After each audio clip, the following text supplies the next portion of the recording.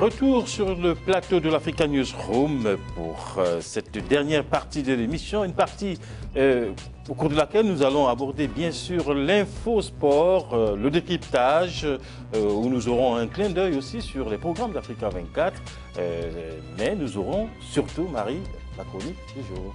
Oui, plus que quelques secondes avant la chronique culture que nous présente Samia.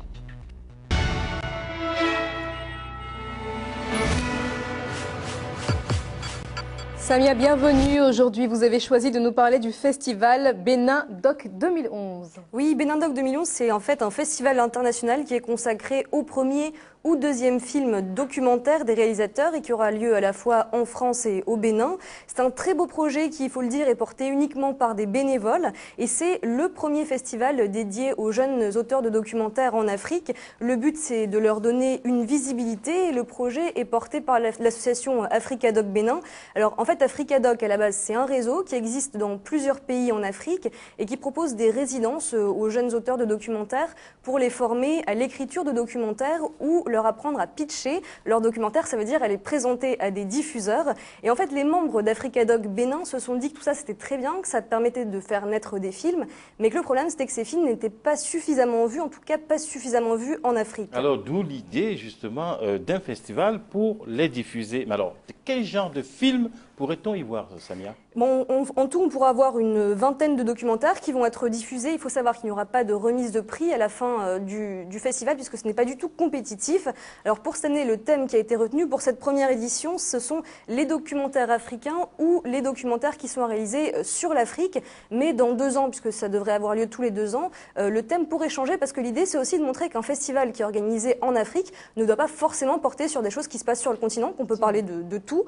En tout cas, cette année, il y aura de très beaux documentaires sur l'Afrique. On va découvrir ensemble un extrait de Koukan Koursia, Le cri de la tourterelle, du réalisateur nigérien Sani Magori. Alors pour vous recontextualiser un petit peu l'histoire, en fait son père s'est exilé comme beaucoup d'hommes après avoir entendu le chant d'une cantatrice et avec cette chanteuse, il va aller jusqu'en Côte d'Ivoire pour tenter de convaincre son père de rentrer au Niger, toujours grâce à une chanson. Je vous propose donc de découvrir un extrait de ce documentaire. Wanda naka so ga Allah ga ma'aiki ne wato in mun tahi ka kai ni fada gurma in ga mutane na yana mun take sai abuja in ga ko mutane na haka ne ka so ga Allah ga ma'aiki mai ka sama kai tsohin ka sani akwai murya ku gina akwai murya sani akwai ta sani dan kara to da kan ta sani ka biya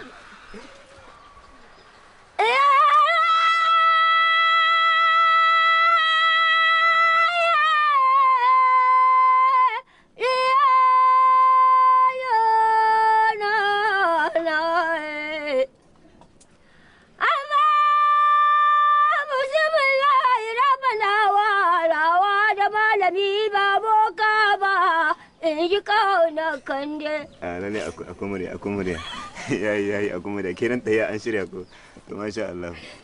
Sera donc projeté lors du festival Bénin Doc 2011. Il faut savoir que c'est le deuxième film de Sani Magori et vraiment je vous le conseille parce que c'est un très beau documentaire tout en sobriété et on aura plein d'autres à voir puisque comme je vous le disais il y aura une vingtaine de documentaires. Alors au niveau des dates, ce sera donc du 25 au 28 novembre au Bénin. Ce sera à la fois à Porto Novo et à Cotonou. Il y aura également 4 jours de projection à Paris qui seront espacés entre le 6 et le 25 novembre. Il faut apporter une précision de taille quand même, c'est que toutes les séances sont gratuites et ouvertes à tous. Donc vraiment tout le monde peut y aller. Il y aura aussi des rencontres avec des professionnels du cinéma. On note notamment la présence de Idrissou Morakpaï, qui est un réalisateur et qui est l'un des parrains de ce festival. Et puis enfin, il y aura des ateliers de formation à l'écriture de documentaires. Donc cette première édition de Bénin Doc promet un très beau festival que je conseille à tout le monde. Formidable, Samia, vraiment. Monsieur Massir Ly, quand vous entendez ce cri, ça vous rappelle quoi? C'est une femme griotte ou quelque chose, non? Non, pas plutôt une femme griotte, ça me rappelle toujours, comme on appelle, à la culture, aux fondamentaux. Parce que nous la vivons, moi je vis ce phénomène-là, parce que je suis malien, je suis à l'immigration. Et là, c'est des chants qui nous interpellent tout le temps.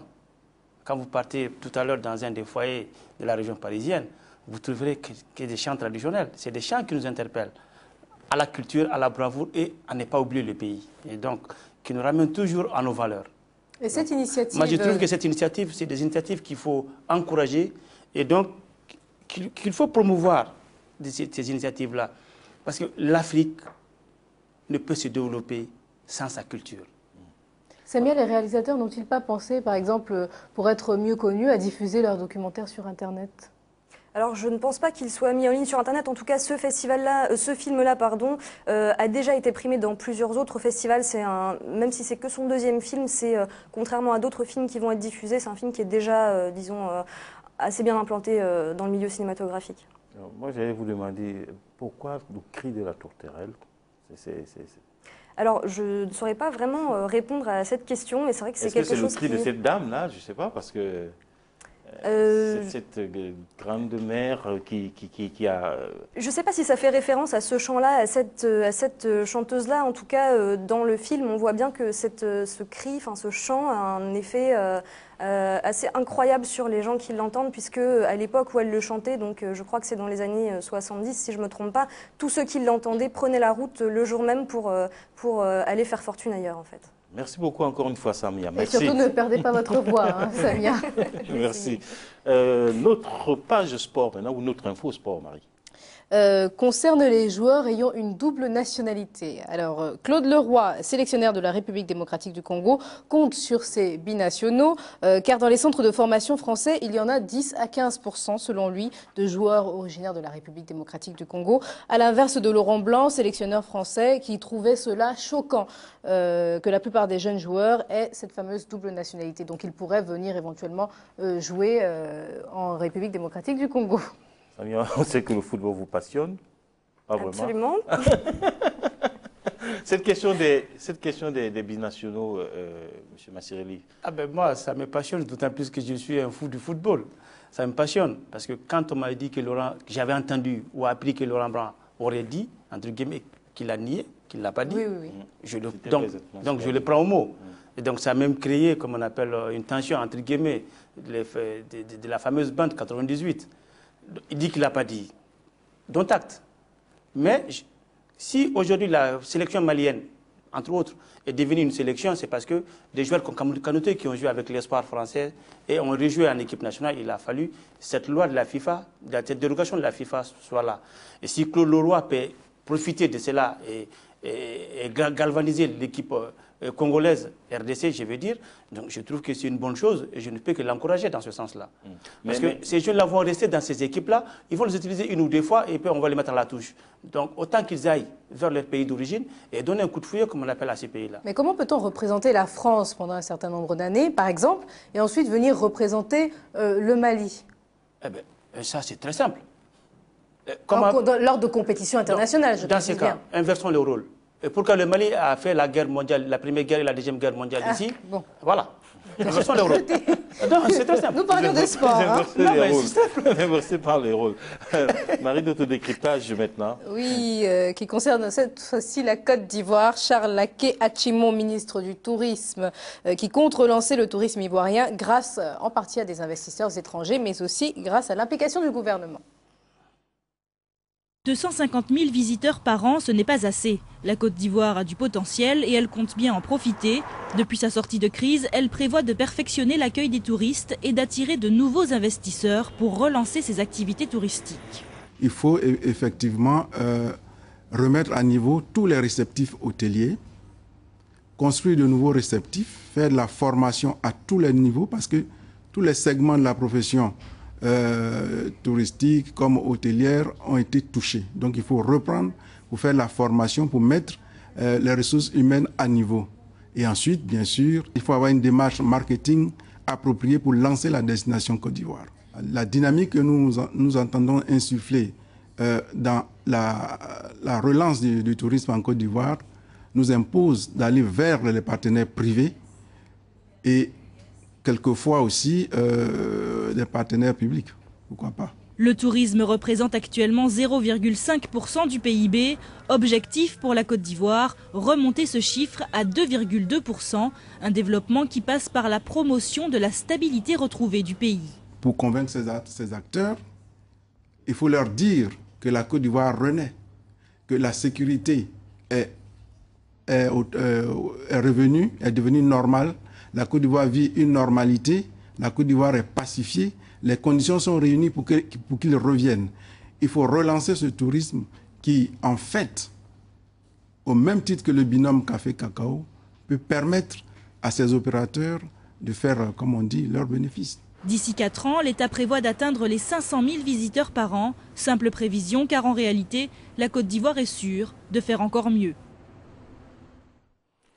Alors, M. Samasekou, oui. la Côte d'Ivoire, bon, tout le monde sait ce qui s'est passé. Oui. Est-ce qu'elle a les moyens de se relancer, de renaître un peu, entre guillemets, de la situation qu'elle a connue? Tout à fait. Moi, je crois que tout dépend des conditions de la paix. Si les conditions de paix et de sécurité sont réunies, la Côte d'Ivoire, c'est un très grand pays qui a assez de ressources et de potentiel pour vraiment se racheter, quoi. Donc, il a joué son rôle de locomotive dans la sous-région. Oui, c'est dans la sous-région, parce que c'est une économie forte de la sous-région. À elle seule, elle constitue plus de 40% en fait, des ressources des DMA. En fait. Monsieur le ministre, dans le reportage, évoquait le fait qu'il faille, qu'il faille former les ressources humaines, que ce serait un préalable à toute relance touristique en Côte d'Ivoire. Est-ce que vous partagez aussi cet avis-là? Si, parce que Merci Marie, parce que vous m'avez dit Monsieur le ministre, je ne suis pas encore le ministre. Non, Monsieur le ministre ivoirien du tourisme. Ok, d'accord. Moi, je suis tout à fait d'accord avec ce que dit Monsieur le ministre, puisque, d'autant plus que je suis du secteur touristique, je viens de ce secteur-là. Et là, moi, je suis à l'aise quand j'entends le ministre qui dit... Le ministre Atchimou. Atchimou, oui, je suis tout à fait d'accord avec ce que le ministre Atchimou a dit. D'autant plus que moi-même, je suis de ce secteur-là, du secteur touristique, parce que je fais une partie de ma carrière dans ce domaine-là ici en France. Si la Côte d'Ivoire déploie une très bonne stratégie de marketing, avec tout ce qui est derrière par rapport à l'investissement, donc elle pourra s'en sortir et atteindre les objectifs. Alors, on a un clin d'œil à certains des programmes phares de votre chaîne préférée, Africa 24. Le premier programme que vous pourrez découvrir dimanche, Joseph-Antoine Bell rencontre l'animateur Claude Siard dans son émission 24 heures avec. Claude, quel est ton titre exact? Délégué interministériel pour l'égalité des chances des Français d'outre-mer. Est-ce que tu pourrais nous donner un exemple concret de comment tu peux aider la communauté? Concrètement, moi j'ai souhaité baser et travailler sur la solidarité. Tu as toujours défendu les Noirs, mais vraiment les Noirs, c'est-à-dire jusqu'en Afrique. C'est vrai. Deuxième interview que vous pourrez découvrir cette fois-ci lundi, l'interview de Samantha Ramsamy qui reçoit le président de la Haute Autorité de Transition malgache, Ange Radjoel. Est-ce que je serai candidat aux prochaines élections présidentielles? Moi, ce qui est important aujourd'hui, c'est d'honorer ma mission. Et vous savez qu'il y a deux options qui se présentent à vous. Moi, je choisirai l'option qu'est-ce qui va ramener justement la paix et la stabilité à Madagascar. Alors maintenant, un petit mot peut-être sur ce qui nous attend dans l'Africa Newsroom de lundi. Alors lundi prochain, nous aurons donc la semaine spéciale consacrée au Togo, parce que la semaine spéciale Mali s'achève ce soir, malheureusement. Nous aurons donc une semaine prochaine spéciale Togo, avec bien sûr nos dossiers focus sur l'éducation, la santé, l'économie, la politique au Mali. Et lundi, nous aurons un dossier éducation focus sur la formation professionnelle au Togo. Monsieur Samasekou, merci beaucoup d'avoir accepté vraiment de faire cette clôture semaine Mali en notre compagnie. Monsieur Massireli, merci à vous également d'avoir accepté de clôturer cette semaine Mali en notre compagnie. Nous vous sommes très très reconnaissants, Marie-Angèle et moi-même. Et Marie-Angèle, nous on donne rendez-vous à nos téléspectateurs pour lundi. La semaine prochaine, même heure, même plateau. Exactement. Merci. Pour une autre émission, donc cette fois-ci sur la semaine spéciale Togo. Merci beaucoup de nous avoir suivis. Moi, je vous remercie aussi.